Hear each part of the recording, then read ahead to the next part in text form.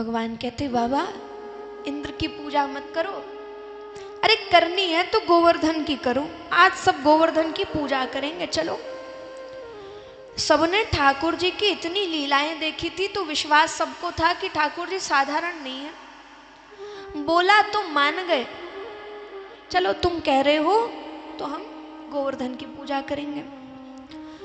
सब गोवर्धन पर्वत की पूजा करने के लिए गए कि यहाँ देवराज इंद्र के पास में उनके सेवकों ने एक थाली भिजवाई।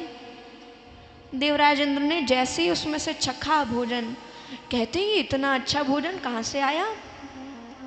तो उन्हें बताया कि ब्रजवासियों ने बनाया तो आपके लिए था, आपकी पूजा करने वाले थे, लेकिन अब आपकी छोड़ करके गोवर्धन पर्वत की कर रहे हैं। देवराज इंद्र को जैसे ही पता चला क्रोध आया, कहो साधारण पर्वत की पूजा कर रहे हैं मुझे छोड़ करके।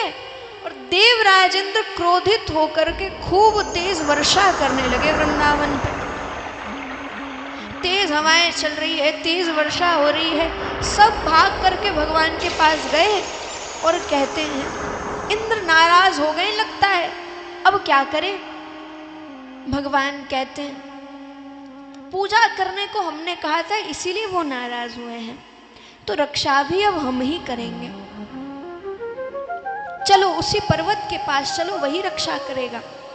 सब ब्रजवासियों को पर्वत के पास ठाकुर जी लेकर के आए और अपनी छोटी उंगली पर ठाकुर जी ने गोवर्धन पर्वत उठा लिया।